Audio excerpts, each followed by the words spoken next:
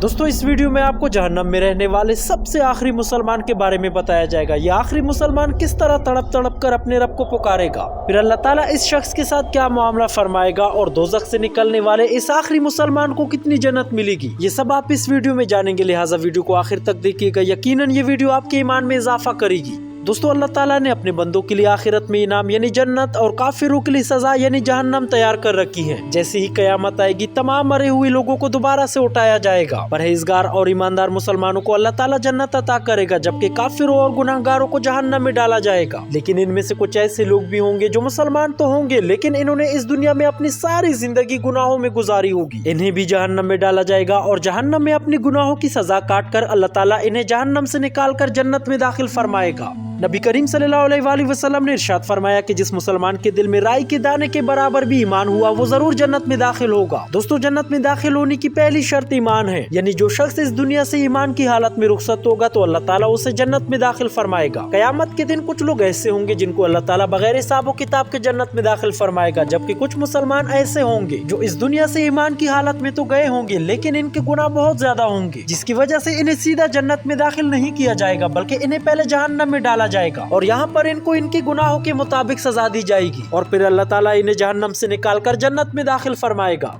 सवाल ये है कि अगर जन्नत में जाने के लिए शर्त ईमान है तो ईमान वालों को पहले जहन्नम में डालकर फिर जन्नत में क्यों दाखिल किया जाएगा। इसके बारे में उलमाए कराम बयान फरमाते हैं कि जन्नत अल्लाह तबारक व तआला का पाकीज़ा मकाम है जहाँ पाकीज़ा लोग जाएंगे। लिहाजा जो लोग मुसलमान तो होंगे लेकिन गुनाहगार होंगे और गुनाहों की वजह से इन्हें पहले जहन्नम में डाला जाएगा और अपने गुनाहों की सजा काट कर ये लोग पाकीज़ा होंगे और पाकीज़ा होने के बाद अल्लाह ताला इन लोगों को जहन्नम से निकालकर जन्नत में दाखिल फरमाएगा। लिहाजा जो लोग इस दुनिया से पाकीज़गी की हालत में जाएंगे अल्लाह ताला इन लोगों को सीधा जन्नत में दाखिल फरमाएगा और जो लोग इस दुनिया में अल्लाह ताला की नाफरमानी करते रहे, गुनाहों में मुब्तला रहे, तो ऐसे लोगों को अल्लाह ताला पहले जहन्नम में दाखिल फरमाएगा और अपनी गुनाहों की सजा काटने के बाद इन्हें वहाँ से निकाल कर जन्नत में दाखिल किया जाएगा। और ये भी मुमकिन है कि अल्लाह ताला जिसको चाहे अपनी रहमत से माफ फरमाए। हजरत अनस रज़ियल्लाहु ताला अन्हु ने हजरत इब्न मसूद रज़ियल्लाहु ताला अन्हु से रवायत की कि रसूलुल्लाह सल्लल्लाहु अलैहि वसल्लम ने फरमाया, जन्नत में सबसे आखिर में वो आदमी दाखिल होगा जो कभी चलेगा, कभी चेहरे के बल गिरेगा और कभी आगे से जुल्सा देगी।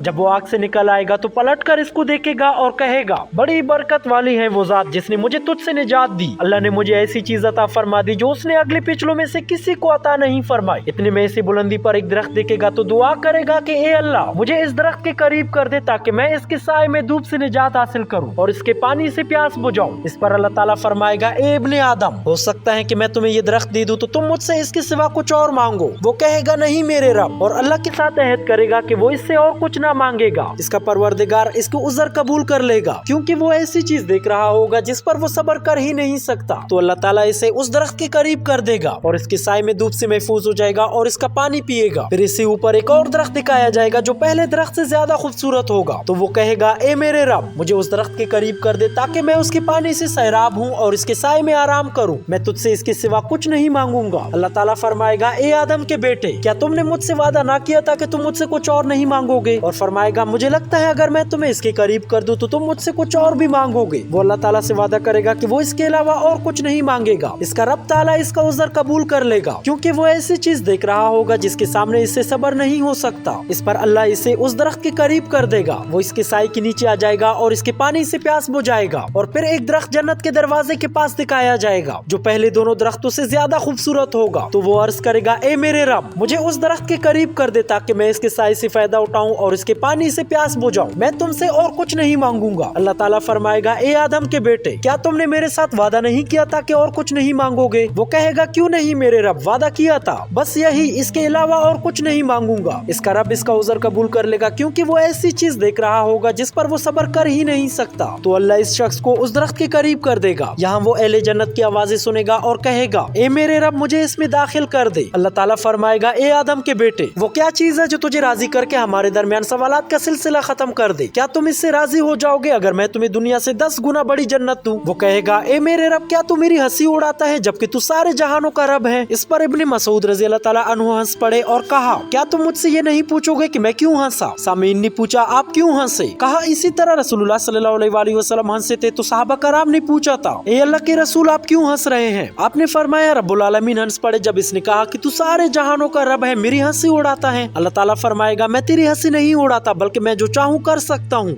अल्लाह हमें हर छोटे बड़े गुनाहों से महफूज फरमाए और मौत ईमान के साथ दे, और हर उस गुनाह से बचाए जिसके सबब हम कयामत के रोज जहन्नम में जाए। अपना बहुत सा ख्याल रखिएगा, मिलते हैं अपनी अगली वीडियो में, तब तक के लिए अल्लाह हाफिज।